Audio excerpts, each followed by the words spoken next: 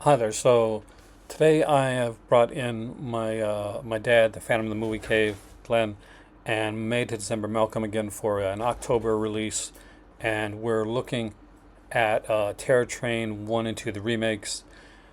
I thought it'd be fun to bring them in, give their thoughts on it, and my thoughts as well. Spoiler alert, I probably liked it more than they did. I do tend to enjoy these kind of lower budget slasher films. But it was a fun conversation, and I really enjoyed it. It was nice having them back in. We will be talking about the original film as well. That'll be up on my Patreon later on in this month. But here, you guys get to hear us talk about, and there are a few complaints about the remakes. They were actually fairly kind of low budget, done pretty quick, and with all that was done, I do think that overall they're enjoyable, and I do think people should watch them. But sometimes it's fun to hear just people talk and complain about this. Do not take this as a legitimate movie review. It's just our overall thoughts and three people having some fun because one of these days I'll break these down. I'll do a review, but they're getting my dad in, getting Malcolm in. They bounce off each other pretty well, so it's always fun to have that there. With that being said, enjoy the video. Have a good spooky season. Horror fans are not weird. If you know, you know. So we'll talk to you again soon.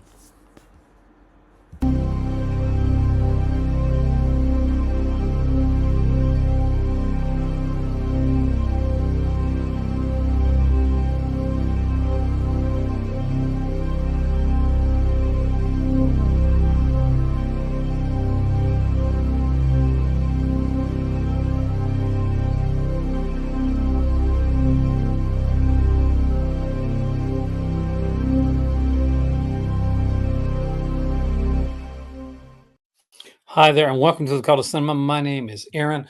I'll be your conductor on this ride tonight. I'm joined here with May to December Malcolm and the Phantom of the Movie Cave, my dad, Glenn. Uh, this is going to be an interesting one. We're going to be talking about two films, a remake and the sequel of a remake. I think one of these days we should revisit this concept with the Fright Night and Fright Night remake and sequel. Ooh. So, because that'll be interesting as well. If you're watching this and you are a member or a patron, then we're actually going to be diving into the original as well. So that'll be coming up on the patron membership page in the near future. But right now, we're going to be talking about 2022's Terror Train and 2023's Terror Train 2. To start out, 2022's Terror Train is much like the original 80s film in that a prank, a hazing, that's not supposed to happen anymore because in 2000s, the 20s, the 80s hazing isn't supposed to happen anymore. But it does, and they do that the dead body prank because what's more hilarious than making somebody make it with the dead body, right? It causes a guy to go insane. So I don't Three think there's years anything later, funny about necrophilia. It's actually a serious and important part of love sometimes, and I think we need to respect that after seeing the necromantic movies. there you go. Right, carry I gave on. my dad a necromantic film actually. Um, I did. He Yes, seems like the type of get into that. yes, and now I can't do anything with a live body. But overall, it's So a it's got those slasher cut on off a heads train. over there.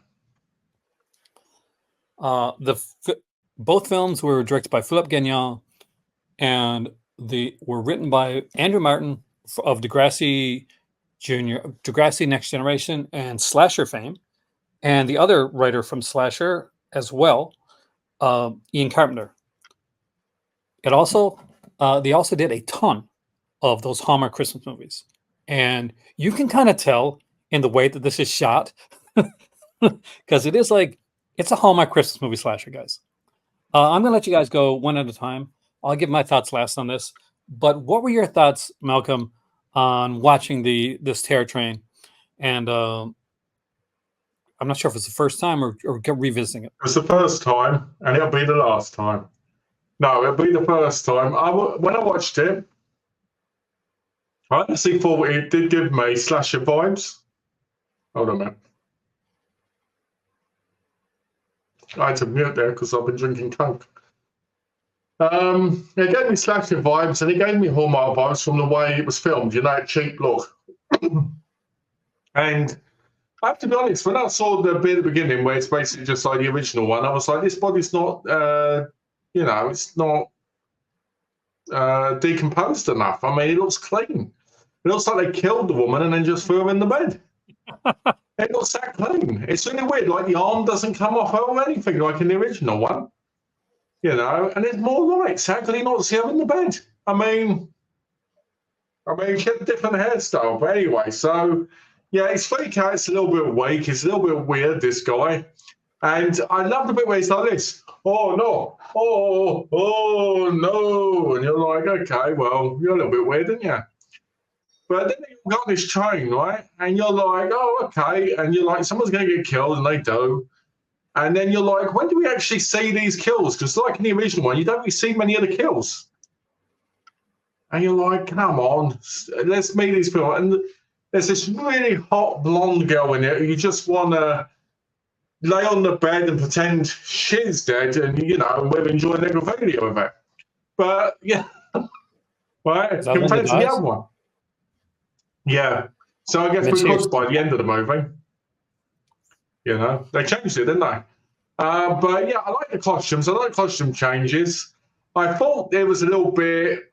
I thought it was a little bit too similar to the original one to start off with. And then when it got near the end, I actually started really liking it because I went, okay, they're mixing this up a little bit more. They're changing it. You know, we've got a creepy magician who basically goes around hitting on young girls and being like super creepy. And you're like, yeah, he wants to take them all to his dressing room. And then you've got the most beautiful character I've ever seen in a horror movie called Pat. By the way, I'd give her a good petting if I had the chance. You know what I mean? And I know Glenn agrees with me too. And so yeah, I thought it was all right, but I thought a lot of the characters were a bit like Mo. I love Mo, but then Mo wanted to get with a hoe, and he got done for the show. So. Oh, for him. But yeah, I thought it was all right. I can talk more about it, but I don't want to go over it until Glenn has his chance. You have your chance, so. So, Dad, what do you think of Terror Train, the remake? Excuse me. I think Malcolm said it all, really. It's just barely okay for me. They're trying to duplicate the first one very badly, acting. Not on par at all with the first one. When he sees the dead body in the bed, yeah, I've seen worse than that. In the first movie, it was scary. In this one, just seemed like a elderly woman lying in the bed. It wouldn't have frightened me at all. You know, I don't know too much to say, but you just want to talk about the remake now, not the third one, or just the remake now? Just the first one. We're going to talk the second one afterwards, though. Oh, okay. Well, the one me wants to say the second one, really, anyway. But the characters, Malcolm knows more about it than I do. I even forgot the characters. I forgot their names. Mo and the other bunch, they're just running around in costumes, and the killings were bad. Killings were terrible. You would see the throat cuttings were so phony, and there's nobody I could cheer for in it. The first time you saw it. Now I'm going to say, like the guy who sat in the theater. Some people who sat on video will probably lie and say, oh, yeah, I knew exactly what was going to happen. I knew exactly who the killer was. It's not true. In the first one, it was good because it took a while to figure out. And he was disguised pretty good as a girl. And it was hard. You know, you didn't know till this one here. None of that feeling was in it, right? It was just, to me, it was just an okay slasher film. But we're to watch and no more, you know. That's about it. With know, in all honesty, like, you know, it's not wrong. You can't replicate that twist. Like when I saw Terror Train, the first time I heard Terror Train, didn't see it. I was banished to my room, and I could just hear the screams on screen. So I was terrified. When I first actually got to see it, though, the first time I saw it, yeah, it was impossible to figure out. Like once you know, like the twist, but when you don't know, you don't know. It's a bit It's like the just so, Sleepaway Camp twist, isn't it, in a way? yeah, it's like it's so well done. Now this one can't do that, obviously. So it's got something going in against it already. That okay, this is one of the big twists, like in early slasher. This the Terror Train is during the golden era of the slashers, and it is one of the golden slashers. So this one here has got to go in and shoot 2 films. By the way, they shot these films back to back, so really fast. I'm not sure if you noticed or not, but I think they even mentioned in the trivia. But there you can see some points where they got this like earpiece in their ears. That's because lines were Oh, being fed to them. Okay. oh dear. It drove me up the wall. I really like the guy that played the magician, and it was driving me up the wall, like where the hell I saw him from, and I couldn't recognize him. I couldn't recognize him until around midway in the second one, and I'm like, oh, that's the dude from Winona Earp. That's Doc Holliday. I just he doesn't have the beard. That's why didn't recognize him. Oh, Which is it's a low budget like kind of like sci-fi. You've probably seen it. I own it. You own it? It lasted like, did I know it lasted like 5 seasons? Yeah, 4 or like 5 he's fun. seasons? Like he's Doc Holliday.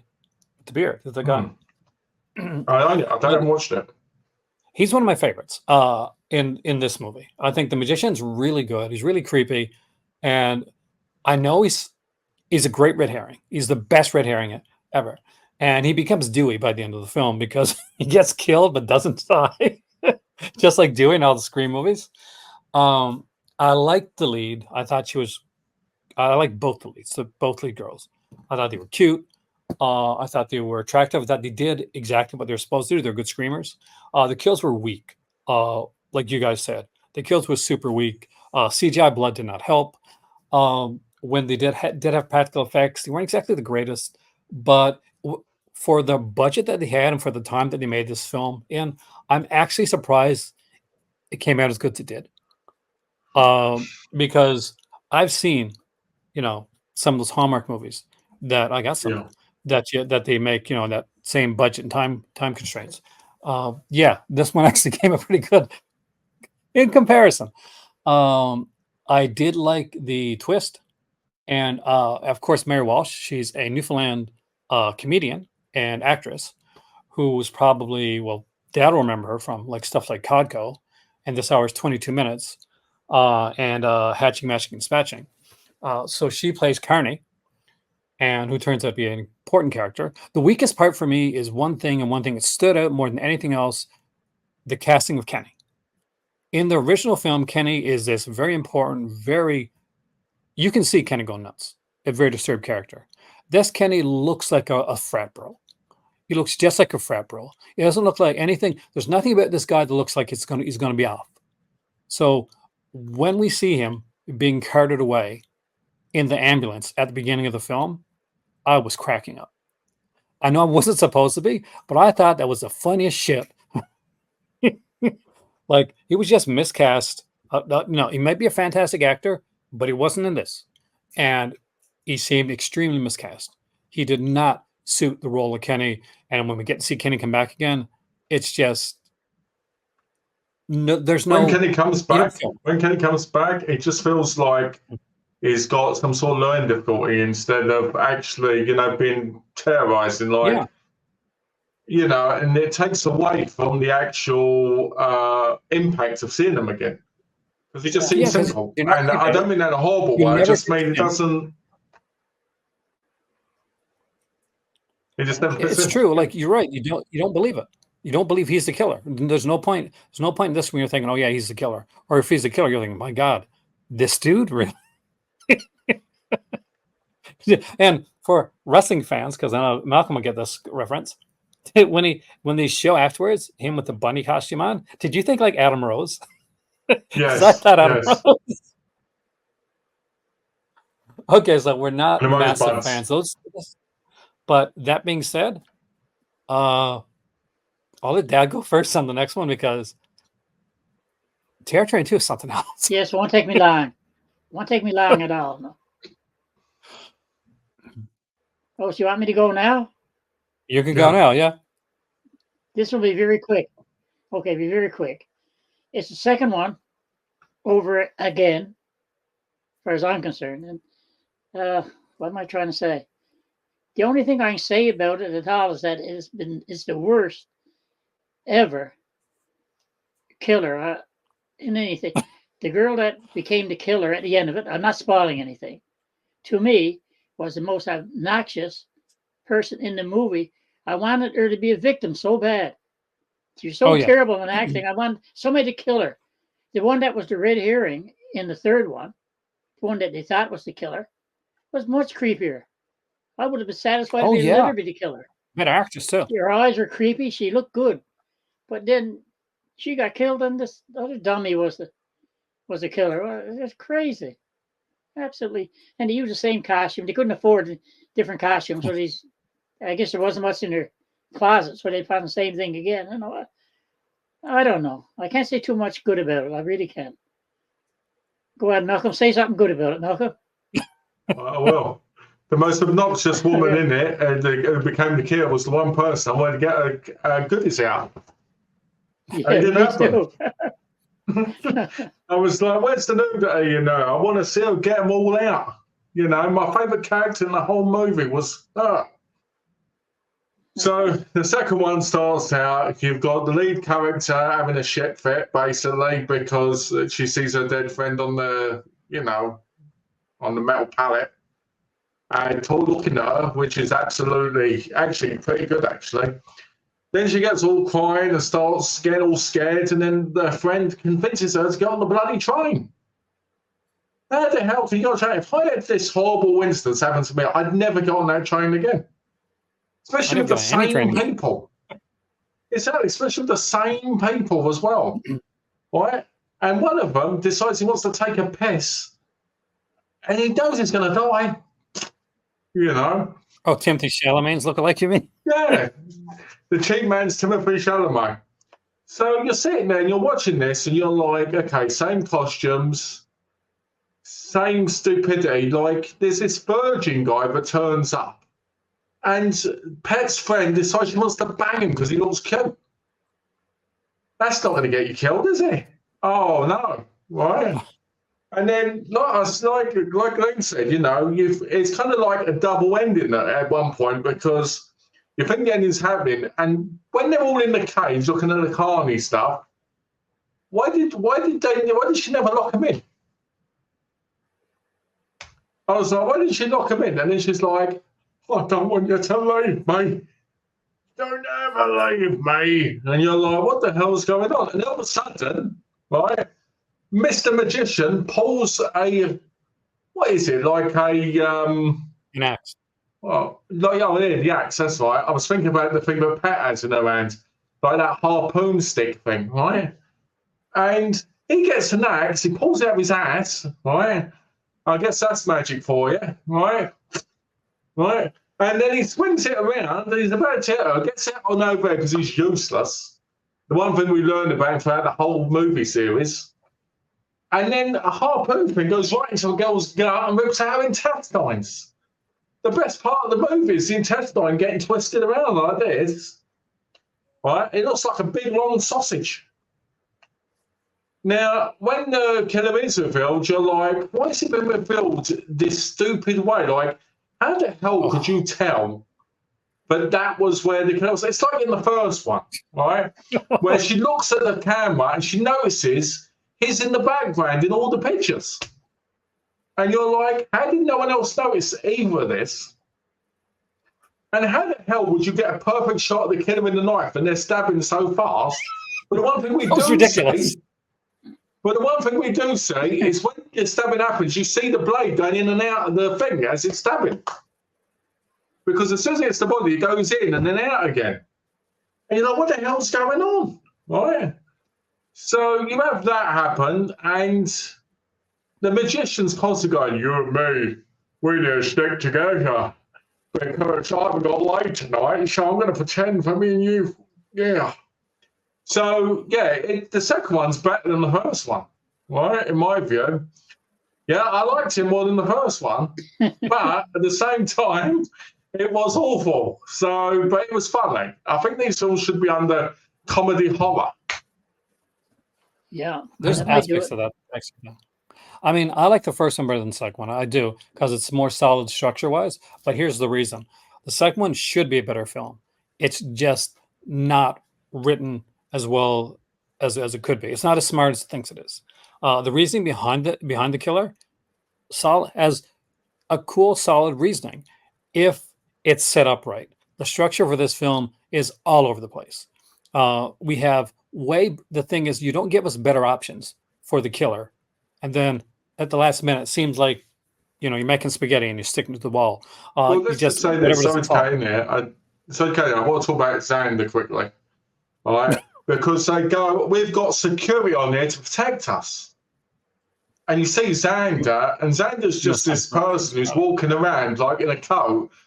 You know what it reminded me of, didn't you? It reminded me of, like, those games where you go from room to room and there's talking and you have to do a quick action. That's what it reminded of. Because Xander turns up now and again, gives this funny look, walks off, right?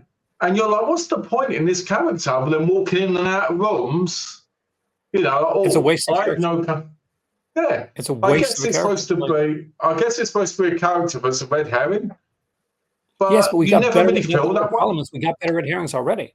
Like the best friend, the magician, already two characters that are way better red herrings and would have actually made better killers in this film. Like I don't mind the actress, like the one that plays the killer. I'm going to spoil it for people. I'm sorry. It's the social media girl. Like she's the one that's the killer. Well, and I was trying to leave it a little bit ambiguous to which social media girl, but it's not well done. They constructed it at the ending of the first one to set up a sequel with possibly Carney coming back, and I would have been a bit better with that. Mary Walsh at least has the chops for this type of stuff. Like she was good.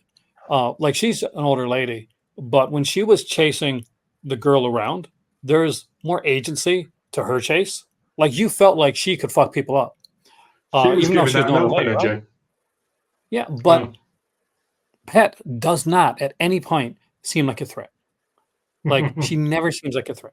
Like you don't ever see her as a threat in the movie, even when you know she's a killer, and it becomes so obvious. Did you guys guess? Like I guessed that was Pet. Like the first time I saw this one. To be fair, it's a bit obvious, so I was hoping it wasn't. Yeah, I was hoping it wasn't too. It was too obvious. I was praying it was her friend, but I knew it was too bad. Her friend was a better. I was praying it would be the magician, or that Xander being related to Carney or something. Just because they kept just wasting the opportunity. I still think they brought Carney back. They should have brought her back with one eye missing, and so that it made you feel like, oh, she cut out to basically. Yeah, it looks like some relation of Carney's, but it has nothing to do with Carney's. It's just her stuff at the end of it makes you think, it's got to be some connection. There's nothing. It makes me think that they had planned a third one that never like. They did plan a third one. There was supposed to be a trilogy, but then they flopped. Now, Sadie, we have mentioned Sadie, which I think we should because she was the second lead in both these films, and was my favorite. That was my crush one. You like Pat? I like Sadie, and I was bummed that they killed her off in the second film because at a point she becomes more interesting than the lead, who within the second movie becomes just way too PTSD and kind of whiny. Like you're like, oh no, I shouldn't be here. I can't be here. And you're there. Okay, you're there now. You're on a train. You can't get off. Get over it. You shouldn't have been here in the first place. But sorry. Stop whining. Because she does. And like it gets to a point where even the character Xander, they get upset with her. Because she goes and she takes control. She says, okay, me and Xander will go look for weapons and you guys do this. And Xander has one of the best lines in the entire second film. He's like, wait a second. You're a guest here. I'm security. You stay here. And then they say exactly what, has to be done and goes off. And then, unfortunately, gets killed, which I think wasted the character. So that's one of the funniest moments in the film. Don't worry about it, Xander. Kung Fu, boxing, knows all this. Oh, right in the back. Yeah. Kung Fu doesn't fight and knife in the back, I guess, right? Thanks for Knife in telling the back is Pat. Kung Fu all the time.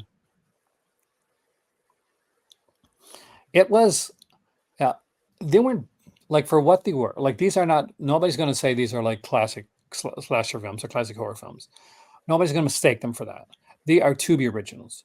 And for Tubi originals, they're not bad Tubi originals. Because I'm not sure about you guys, but I've seen a lot of Tubi originals and they get a lot worse than this. I really They like get a lot those. I really like those horror movies. Those what are they called? You know, those ones, the neighbour ones and all that. You know what I mean? I My recently wife's watched the neighbour. neighbor one actually. I love I those recently ones. watched Neighbor. It was hilarious and made in the same style as this. These guys, I made this idea to do these two guys because I figured this would be like an easy duology for us to do, where we could talk about a quality film as well, which is original. And I'll say right now, spoiler alert, original is way better than both these films. That's for sure. Because you got Hart Bachner, you got like Jamie Lee Curtis, just you got David Copperfield. That's true. That's true. But these are perfectly serviceable, very short horror films for their time. True. True. Like they're not that bad that you can't watch them. They're watchable. They're short, and they're worth to watch at least once. I don't know if it's something I'd go back to. Like I'm not going to go be watching like Terror Train 1 and 2 remakes. I actually think the best part. of the movies is the smoke with the train coming through like the tunnel. I thought you'd like the It made one me feel. Yes. Yeah. That was all right. I like that part. It gave me that kind of. The credits roll. I like that part. Good. It's good. Yeah, it kind of gave me like anthology kind of horror vibes on the intro. Well, my daughter last night watched VHS Beyond, and she was like, "You were probably better off watching Terror Train." Yeah, I've forgotten good things about. We need to wait. The three of us need to watch the Bad Nun trilogy. That trilogy is hilarious in a horror sense. I thought you were going to say the VHS series. I'm like, that'll be. I'm watching them again. Most of them I think are awful. See, the viral is the worst. Viral is the worst for that. Well, that's why it's called viral. It canceled the series for like a few years. I can't believe they got beyond that. Now, do you know that's like what, the 7th? No, it's insane. We talked Terror Train and Terror Train 2. You liked Malcolm liked 2 better. Which one did you like better, Dad? Oh God, I didn't know I had to choose. I really don't know. There were parts of there are little parts in each one of them that I found okay. Like I said, I like some of the ones in the third part better. I like the girls, the one that got killed, who I wished was the killer. I liked her, and I don't know. And I know you're talking about that Sander guy. He was funny, but you knew what he was. He wasn't just there to be there. The second one, same thing. I know you're loyal to our fellow Newfie, and so like I never watched a lot of those stuff with Mary Walsh in it, but I guess she did okay, for what she had to do. Like you said, she is a big woman, and she was more frightening, definitely, than the one in the third. Well, I mean, she's a little tiny thing. Anyone in there could have knocked her over with a feather, There's a sequence in the first one where she's there and the phone starts to get connection. And Mary Walsh is kind of like got her hands on her hands.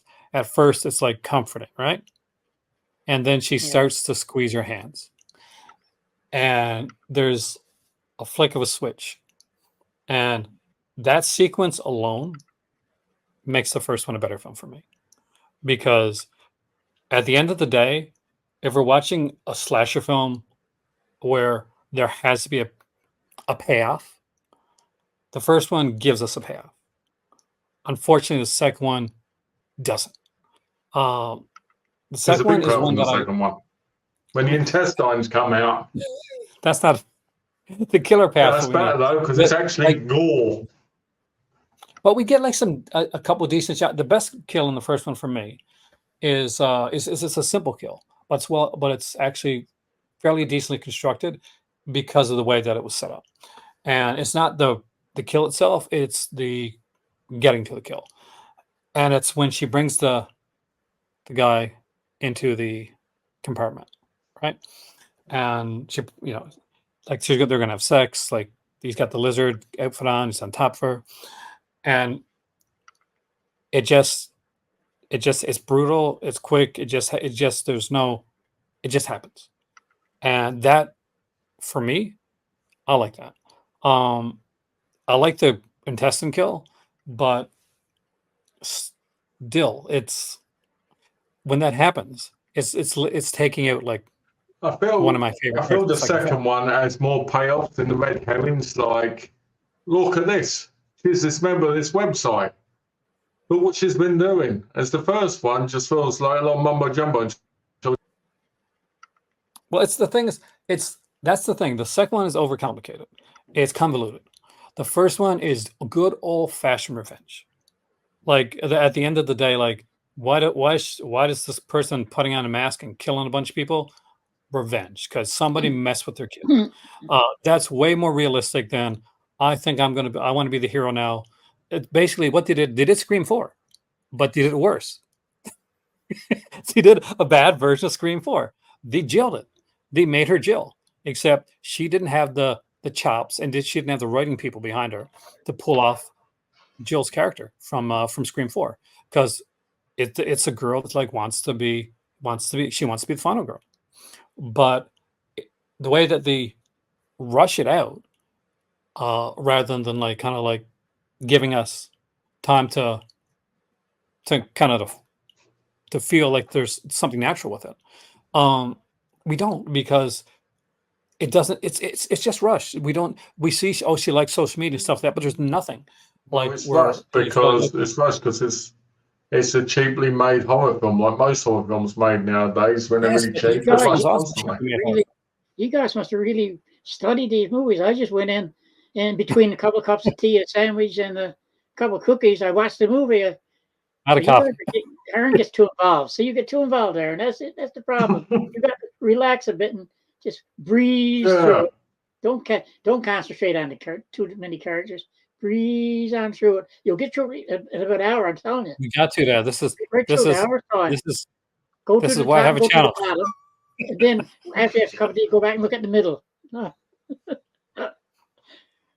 But I mean, I just watched them, and I didn't really. You can tell I didn't concentrate because you know more about than I do, you guys.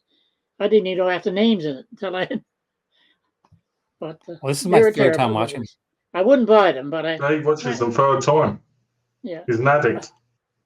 He loves them. No, I just had to rewatch them because I had to refresh myself. Yeah. But It's all right because to I've watch seen them. them. They were a watch. I've seen a lot worse movies. Don't get me wrong. I've got them here in my collection, a lot worse.